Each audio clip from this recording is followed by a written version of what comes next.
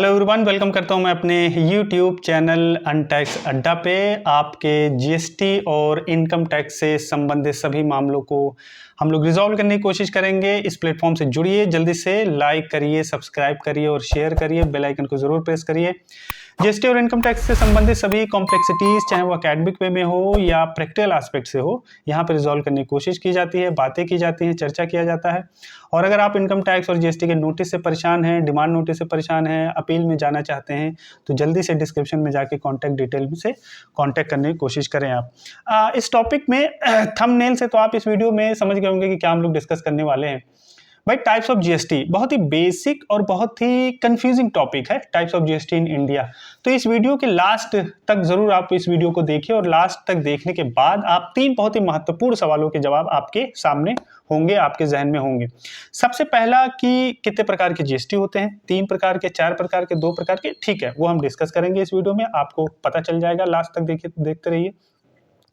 दूसरा, ये आपको पता चलेगा कि हर टाइप के जीएसटी, जितने भी टाइप के जीएसटी होते हैं, वो अप्लाई कैसे होते हैं, एक ट्रांजैक्शन में उनकी एप्लीकेबिलिटी कैसे आती है।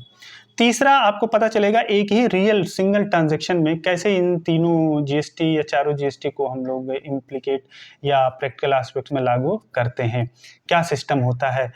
सीजीएसटी, एसजीएसटी एक साथ लगते हैं या आईजीएसटी एक साथ सिर्फ लगता है, या यूटीजीएसटी, एसजीएसटी, सीजीएसटी एक साथ लग जाते हैं, या यूटीजीएसटी, सीजीएसटी एक साथ लगता है। देखेंगे, चर्चा करेंगे इस वीडियो के आखिर में। तो चलिए शुरू करते हैं। तो सबसे पहले बात करते हैं कितने प्रकार की जीएसटी।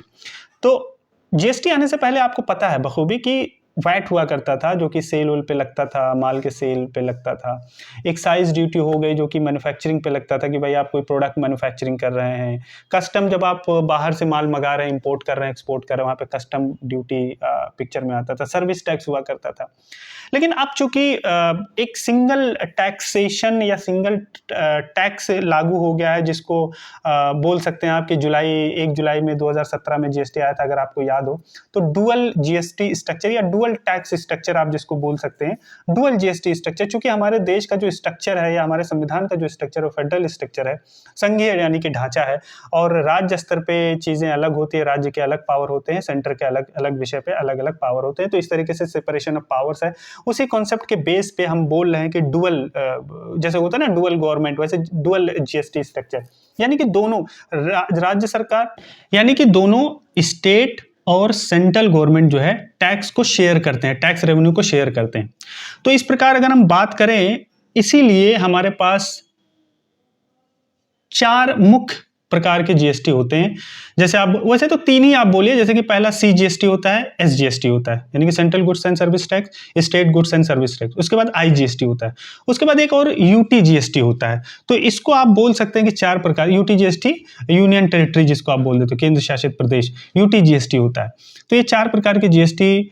यूटीजीएसटी को तो मैं अलग नहीं बोलूंगा कि बस केंद्र शासित प्रदेश है तो उसको यूटी है, वो एसजीएसटी, स्टेट जो जिसको आप एसजीएसटी बोलते हो, तो वही यूटी के संदर्भ में केंद्र शासित प्रदेश में अगर आप माल को सेल और सर्विस प्रोवाइड कर रहे हो, तो उसको वही एसजीएसटी को यूटीजीएसटी बोल दिया जाता है बस। खास तौर से मेनली आप मानिए 3 प्रकार के जीएसटी होते हैं, ठीक है जी। तो ये हमें समझ में आ गया कितने प्रकार के जीएसटी होते हैं। तो सबसे पहले आइए आते हैं इंट्रा स्टेट ट्रांजैक्शन पे, जीएसटी का स्ट्रक्चर कैसे होता है, जीएसटी का इंप्लीकेशन कैसे होता है, लागू कैसे होता है, उसको हम लोग समझते हैं। देखिए, इंट्रा स्टेट ट्रांजैक्शन हम उसे कहते हैं जब कोई व्यक्ति एक ही राज्य में वो है, यानी कि सप्लायर भी वहीं का है, और जो प्लेस ऑफ सप्लाई है, यानी कि जो माल और सर्विस का सप्लाई हो रहा है, गुड्स एंड सर्विस का अगर सप्लाई हो रहा है, तो जो प्लेस ऑफ सप्लाई है उसी राज्य में हो रहा है, यानी कि बेचने वाला भी उसी राज्य में है, खरीदने वाला भी यानी कि रिसिपिएंट भी उसी राज्य में है। तो वहां पे आप ये कह सकते हैं कि उसको हम लोग बोल देते हैं इंट्रा स्टेट ट्रांजैक्शन, यानी कि वहां पे फिर एसजीएसटी और सीजीएसटी लगेगा, यानी कि दोनों जो राज्य है, सेंट्रल स्टेट गवर्नमेंट जो है टैक्स को लेवी करके कलेक्ट करेंगे और आपस में चीजों को शेयर कर लेंगे, यानी कि उनके शेयरिंग हो जाएगी, बढ़ जाएगा जीएसटी। जैसे मैं एक एग्जांपल के तौर पे दे रहा हूं, मान लिया कि दिल्ली का बंदा है, दिल्ली का सप्लायर है, वो अपने माल को दिल्ली के ही किसी कंज्यूमर को बेच रहा है। मान लिया 1,00,000 रुपए कीमत है उस माल की, और मान लिया उस पे 18% की जीएसटी लगनी है, तो वो कितने का टैक्सेबल वैल्यू तो 1,00,000 हो गई, और उसमें जीएसटी ऐड करेगा, यानी कि 1,00,000 का 18%, 18,000 हुआ। उसके बाद टोटल करेगा, टोटल आएगा 1,18,000, यानी कि टोटल इनवॉइस वैल्यू हो गई 1,18,000। लेकिन 18,000 को क्या वो लगाएगा, सिर्फ आईजीएसटी लगाया? नहीं, वो एसजीएसटी और सीजीएसटी लगाया, क्योंकि सेम राज्य में, सेम स्टेट में। तो एसजीएसटी 9,000, सीजीएसटी 9,000, उसके बाद टोटल करके 1,18,000, इस प्रकार से वो टैक्स इनवॉइस अपनी बनाएगा। अब इसमें क्या होगा कि सेंटर और स्टेट जो है आपस में बराबर बराबर 9-9 हज़ार रुपया आपस में शेयर कर लेंगे। तो दोनों कलेक्ट कर रहे हैं, collected by both equally, shared by both equally. SGST और सीजीएसटी में ये कॉन्सेप्ट होता है। तो उम्मीद करता हूं आपको इंट्रा स्टेट सप्लाई ट्रांजैक्शन के बारे में पता चल गया होगा। अब आईजीएसटी के बारे में हम लोग समझने की कोशिश करते हैं। आईजीएसटी कब लागू होता है? देखिए, जो सप्लायर होता है माल का, जो माल बेचने वाला है, सर्विस प्रोवाइड करने वाला है, वो बंदा एक राज्य का है, लेकिन जो प्लेस ऑफ सप्लाई है, यानी कि जो माल बेच रहा है जिसको, वो बंदा किसी और राज्य में रहता है। यानी कि दिल्ली का बंदा, अगर मान लिया एग्जाम्पल के तौर पे, दिल्ली का बंदा है, 1,00,000 के सामान 1,00,000 का बेच रहा है 18% की जीएसटी से, और जो बंदे को बेच रहा है वो महाराष्ट्र का है, महाराष्ट्र का कंज्यूमर है। तो यहाँ पे सप्लायर जो है दिल्ली का है, रेसिपिएंट जो है महाराष्ट्र का है, तो यहाँ पे आईजीएसटी अप लगेगा। यानी कि 1,00,000 रुपया टैक्सेबल वैल्यू, 18,000 आईजीएसटी, 18,000, उसके बाद टोटल इनवॉइस वैल्यू 1,18,000। अब यहाँ पे कंफ्यूजन ये होता है कि क्या टैक्स मतलब रखेगा कौन, ऐसा आपको लगता है ना। लेकिन देखिए, आईजीएसटी जो दिल्ली का बंदा है वो आईजीएसटी लगाया, तो आप ये कह सकते हैं कि लेवी एंड कलेक्टेड बाई, तो ठीक है, दिल्ली गवर्नमेंट ने ले लिया उस 18,000 को, लेकिन बाद में 18,000 में से दिल्ली जो गवर्नमेंट है, यानी कि आप कह लीजिए सेंट्रल जो गवर्नमेंट है, क्योंकि आईजीएसटी है, सेंट्रल गवर्नमेंट जो है, वो जहां पे चीजें कंज्यूम हुई है, यानी कि महाराष्ट्र के बंदे को जहां पे चीजें कंज्यूम हुई है, वहां महाराष्ट्र स्टेट को जो है सेंट्रल गवर्नमेंट जो है शेयर करेगी उसका शेयर, यानी कि 9,000 रुपए बाद में शेयर कर देगी। तो इसीलिए इसको डेस्टिनेशन बेस्ड टैक्स भी बोल देते हैं। जीएसटी के कॉन्सेप्ट को आपने सुना होगा।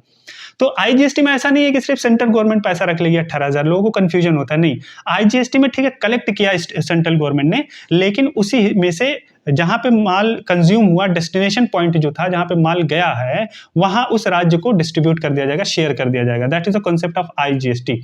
कलेक्ट सेंट्रल गवर्नमेंट करती है, लेकिन बाद में उसका रेवेन्यू शेयरिंग हो जाता है, शेयर कर दिया जाता है।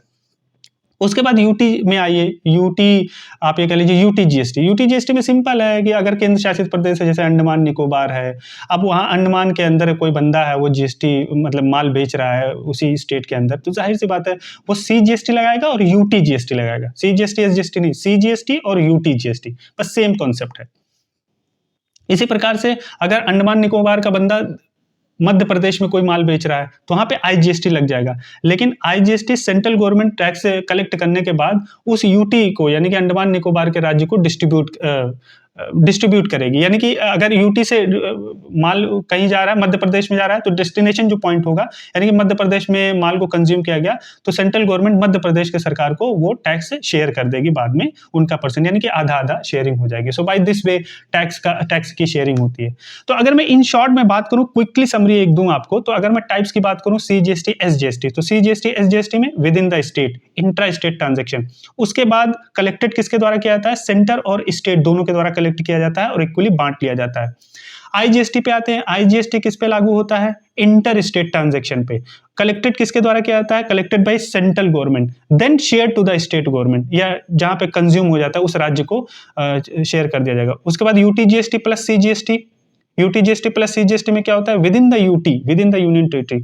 उसके बाद collected by whom? Collected by centre and the UT.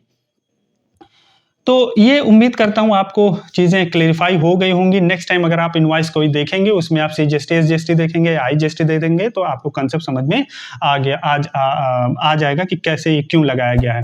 So B compliant, B अनटैक्स्ड। एक बार दोबारा मैं आपसे रिक्वेस्ट करूंगा कि जल्दी से सब्सक्राइब करिए, लाइक करिए, शेयर जरूर करिए, ताकि आने वाले वीडियोस आपको मिल पाएं और आप जीएसटी से ऐसे ही अच्छे अच्छे टॉपिक्स को जान पाएं। आपने अपना कीमती वक्त दिया, थैंक यू सो मच।